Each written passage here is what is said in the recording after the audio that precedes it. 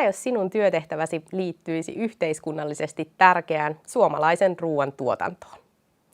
Entä miltä kuulostaisi hyvällä ilmapiirillä varustettu työpaikka, jonka myötä sinulle jäisi myös vapaa-aikaa?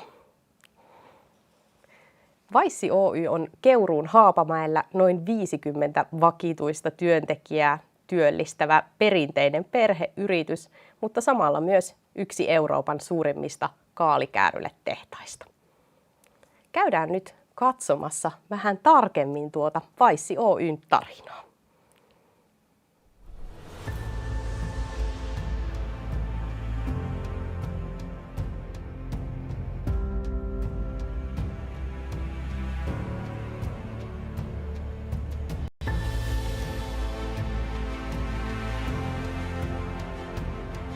Meidän tarina alkaa 1829 Haapamäeltä Riihonkylältä. Kaalin kanssa me ollaan oltu tekemisissä 1940-luvulta asti. 70-luvulla me ruvettiin keittämään kaalia kaalin lehdiksi, joista valmistettiin kaalikääröleitä. Ja 2000-luvun alussa me alettiin valmistamaan kaalikääröleitä loppuun asti. Meillä on osaava henkilökunta, joka käärii käsin kaalikääröleet täällä Keuruulla. Me täällä Vaississa arvostamme laatua. Me haluamme tehdä kaalikääröleet laadukkaasti kotimaisista raaka-aineista. Vaissilla ollaan tosi innoissaan tulevaisuudesta ja halutaan tarjota maistuvia kaaliherkkuja kaikkien teidän suomalaisten ruokapöytiin. Kerron teille nyt meidän uudesta ihanasta tuoteuutuudesta. Kasviskaalikääröleemme sisältää härkäpapua, kauraa, punajuurta ja puolukkaa. Siksi siinä on vatsaa helliviä kuituja ja paljon proteiinia. Toivottavasti pidätte siitä yhtä paljon kuin mekin täällä Vaissilla.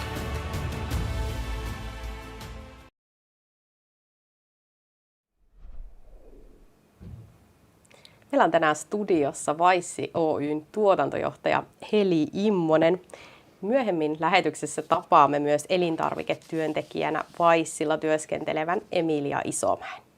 Katsoja, muistathan, että chat on nyt auki ja voit esittää omia kysymyksiä Helille koko lähetyksen ajan. Tervetuloa mukaan. Kiitoksia. Pääsimme tuossa jo hieman tutustumaan Vaissin tarinaan, mutta kerrotko Heli vähän, että mikä tekee Vaissista erityisen työnantajana ja yrityksenä? No tosiaan Vaissillahan on pitkä historia ja juuret siellä syvällä Riihon maaseudulla. Työnantajana me ollaan semmoinen yritys, kuka haluaa kehittyä sekä sen niin kuin bisneksen puolella että työnantajana, että aika menee eteenpäin ja kulttuurit muuttuu ja käytänteet muuttuu ja me halutaan olla siinä muutoksessa mukana ja luoda hyviä ja luotettavia työpaikkoja kaikille.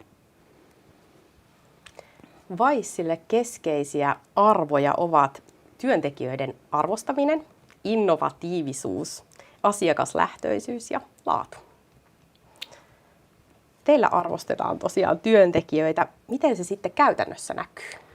No me ollaan aika joustava työnantaja, eli me mukaudutaan aika hyvin siihen työntekijöiden tarpeeseen. Eli elämässä sattuu ja tapahtuu kaiken näköistä ja me sitten pyritään olemaan siinä tapahtumissa mukana, että jos tarvii vähän muutoksia työaikaan tai jotain muuta, niin pyritään sitten mahdollistamaan se, että ei se arki hankaloitu myöskään siellä työajan ulkopuolella.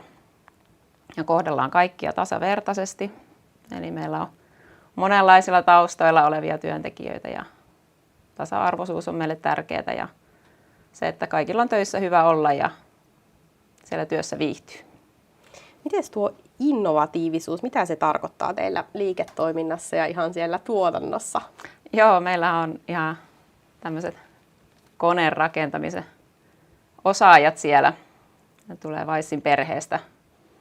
Ja se näkyy tuotannossa aika lailla siinä, että siellä on aika paljon koneita ja laitteita, tuotantolinjoja, mitkä on sitten ideoitu ja kehitetty ja rakennettu ihan siellä Vaississa.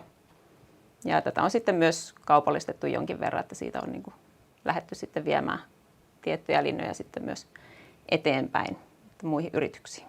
Onko teillä työntekijöiden mahdollisuus antaa vaikka tämmöisiä kehitysideoita? Joo, kyllä sieltä jotkut ideat on lähtenyt ihan sieltä työntekijöiden suusta, että on sanottu, että tässä on vähän kumartelua liikaa tai jotain muuta. Ja Tai että tämän voisi tehdä nopeammin, jos tehtäisiin näin. Ja siitä se ajatus on lähtenyt ja kehitystyö ja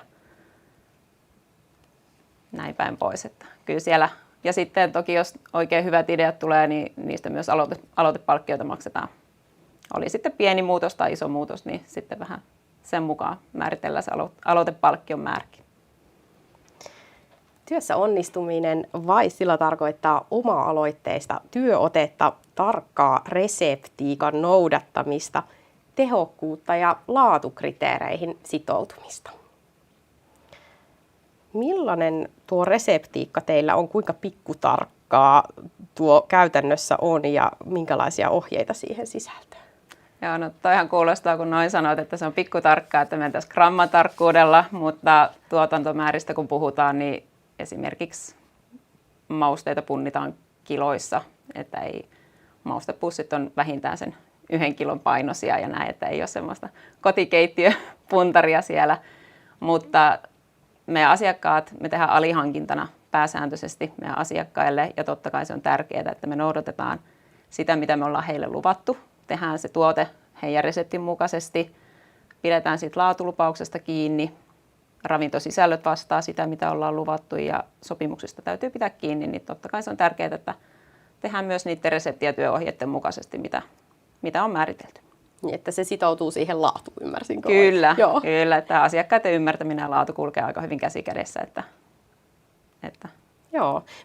Mitä tarkoitetaan tuolla oma-aloitteisella työotteella? Reseptejä ei kannata lähteä ehkä soveltamaan, mutta mitä se oma-aloitteisuus on? Joo, reseptejä ei voi soveltaa oman mielen mukaan, mutta sitten se, että osaa niinku katsoa niitä askelmerkkejä vähän pidemmälle. Et jos mä nyt teen tätä työtä, mitä sitten kun tämä loppuu, niin mitä tehdään seuraavaksi ja näin. Että vaikka työtä tehdään paljon pareittain tai tiimissä, mutta se on silti tärkeää, että jokainen osaa niinku ajatella sen yhden askeleen pidemmälle. Ja sitten varsinkin niissä töissä, mitä tehdään yksin tai semmoisena kelloaikana, että ei ole esimies paikalla, niin varsinkin niissä sitten korostuu se, että tiedät mitä teet ja tiedät mitä teet seuraavaksi. Ja ei mene ihan heti sormi suuhun, että mitäs tässä nyt pitää tehdä. Vaissin työtehtävissä odotetaan hyvää fyysistä kuntoa, tuota oma-aloitteista työotetta ja halua olla osa hyvinvoivaa työyhteisöä. Kuinka hyvä kunto teillä työskennellessä pitää olla? Mitä sillä tarkoitetaan? No ei tarvitse olla mikään kuntosaliammattilainen, mutta semmoinen hyvä peruskunto, mikä auttaa jaksamaan sitten sen työpäivän jälkeen siinä omassakin arjessa. Että työ on fyysistä, on paljon staattisia työpisteitä ja tehdään paljon käsillä töitä.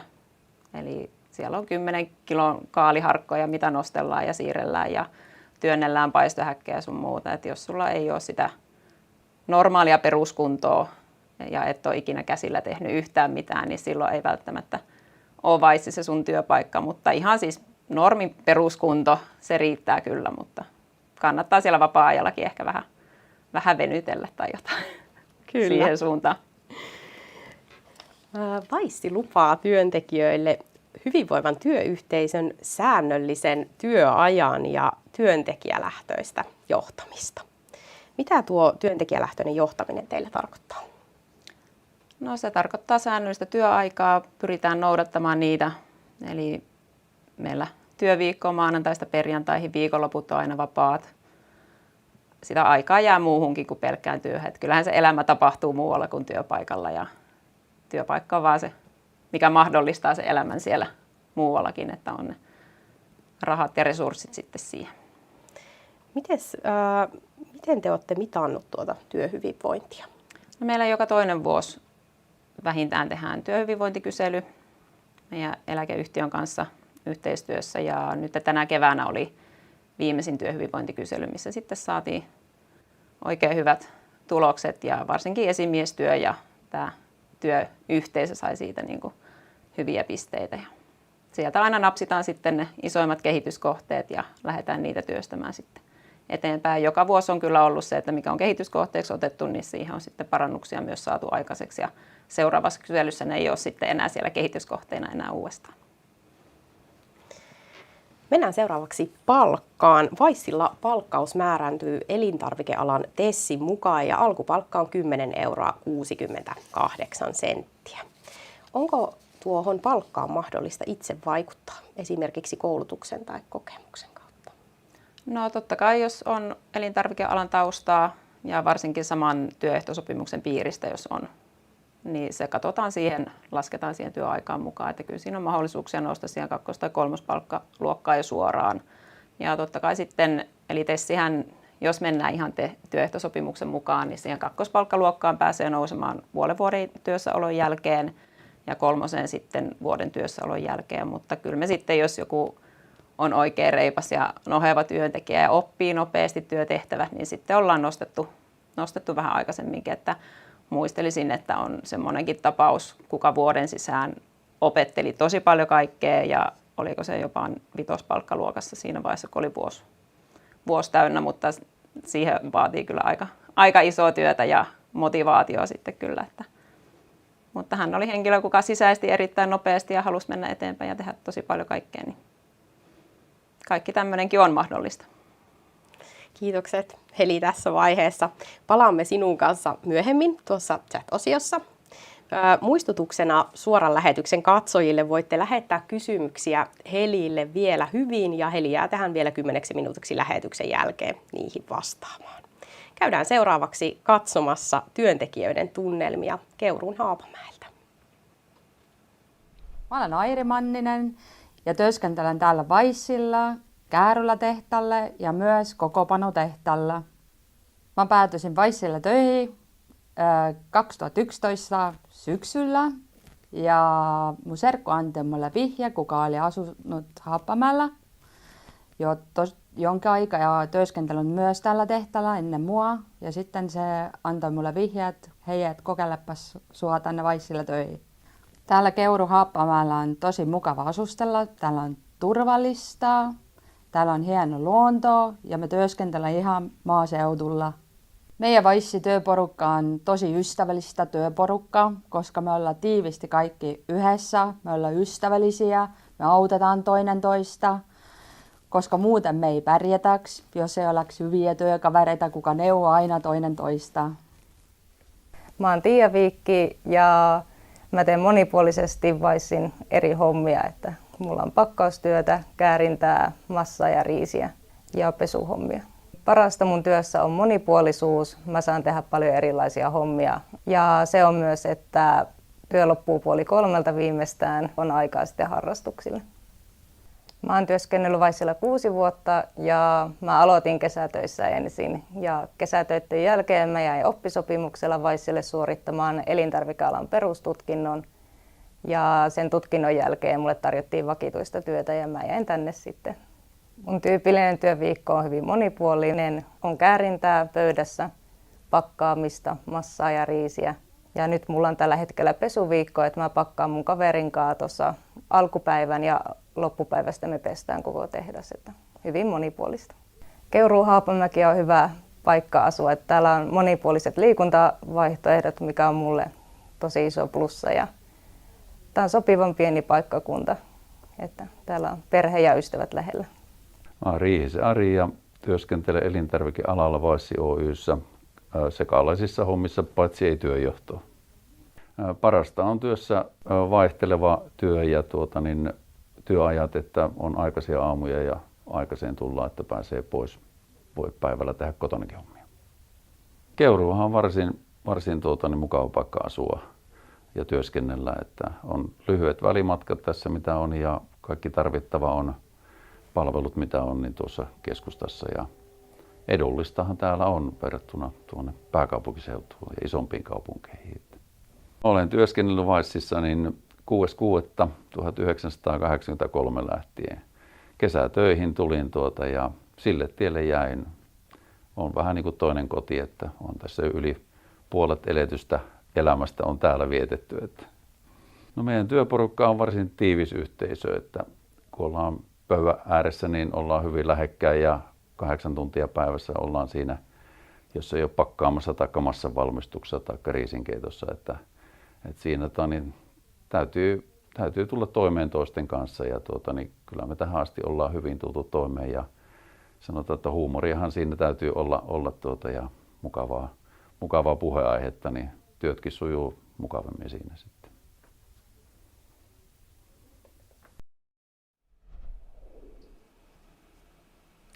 Seuraavaksi saamme mukaan elintarviketyöntekijä Emilia Isomäen Vaissilta. Tervetuloa mukaan. Kiitos. Emilia, sinä olet alanvaihtaja ja olet siirtynyt kaupan alalta elintarvikealalle noin 8 vuotta sitten. Joo. Miksi sinä vaihdoit alaa ja oletko ollut tyytyväinen tähän päätökseen?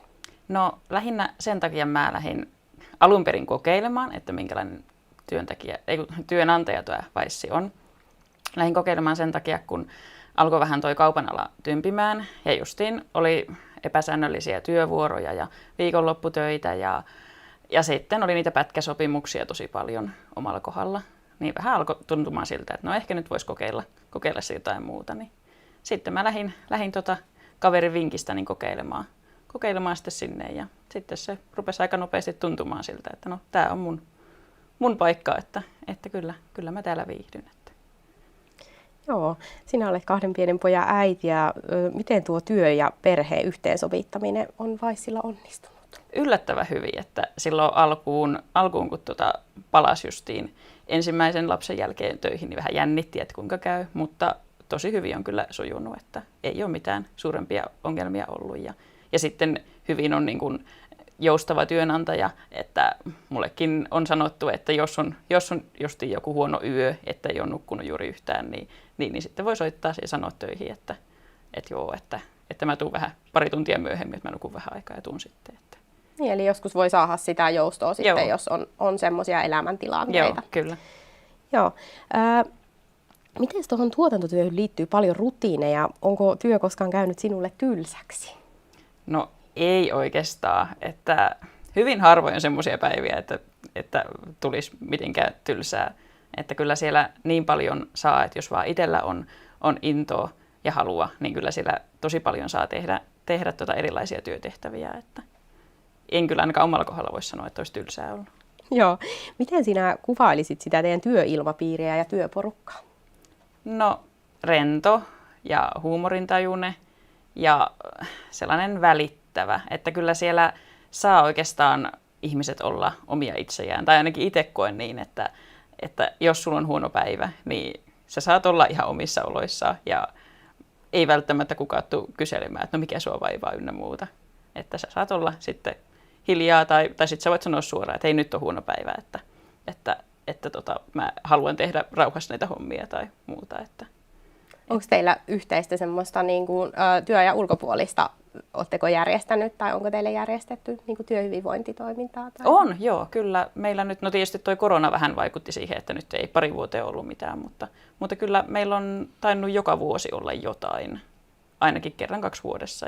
Ja sitten silloin tällöin on ollut jotain keilailtoja tai jotain vastaavia muitakin, että sitten vähän niin kuin tavallaan erikseen sitten järjestetty jotain, että on saatu sitten porukkaa kasaan. Aivan. Hei, kiitos oikein paljon Emilia sinulle Kiitos. tässä vaiheessa haastattelusta. Kiitos. Mennään seuraavaksi katsomaan teidän lähettämiä chat-kysymyksiä ja muistattehan tosiaan, että Heli jää sitten noihin teidän lähettämiin kysymyksiin vastaamaan vielä 10 minuutiksi tämän lähetyksen jälkeen.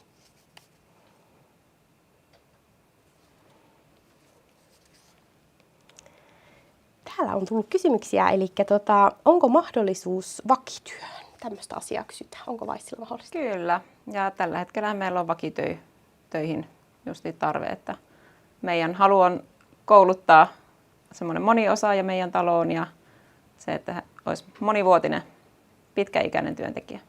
Joo. Eli teillä on niitä kausitöitä ja sitten on myös näitä kyllä. vakituisia ympärivuotisia. Molempia on tällä hetkellä tarjolla, sekä määräaikaista ja vakituista. Pitääkö olla oma auto? No, meillä on työntekijöitä, keillä ei ole edes ajokorttia, mutta kyllä se hankaloittaa. Eli sijainti on siellä aika lailla keskellä peltoa, eli siitä Haapamäen keskustastakin on noin 7 kilsaa. Et kyllä se helpottaa, jos on oma auto, mutta jos asuu semmoisessa sijainnissa, että siitä ohi kulkee muitakin, niin kyllä kimppakyyditkin on toiminut. Joo. Kiitoksia tässä vaiheessa katsojille kysymyksistä ja muistattehan, että yhteystiedot työnantajan löydätte myös tuolta työpaikka-ilmoitukselta. Tähän ihan loppuun nyt vielä. Eli miksi Vaissille kannattaa tulla töihin? No, meillä on hyvä työporukka. Siellä on mukava tehdä töitä, hyvä ilmapiiri, vakaa, luotettava työnantaja, kello on halu kasvaa ja kehittyä markkinan mukana. Ja me välitetään meidän työntekijöistä ja se toimii niin kuin molemmin puolin, että hyvä työnantaja, niin niillä on hyvät työntekijät, että kyllä se on semmoinen, mikä antaa niin kuin molemmin puolin sitten. Oikein paljon kiitos sinulle. Kiitoksia. Eli mukana olosta tänään. Vaissilla on nyt tosiaan auki useampi työpaikka ja nuo työpaikat löydät sieltä vaissi.fi-sivuilta sekä Työmarkkinatorilta. Työt alkavat sopimuksen mukaan. Oikein paljon kiitoksia tässä vaiheessa teille katsojille mukana olosta ja muistattehan, että tulevia T-live-lähetyksiä sekä tallenteita voit seurata osoitteesta tlive.fi.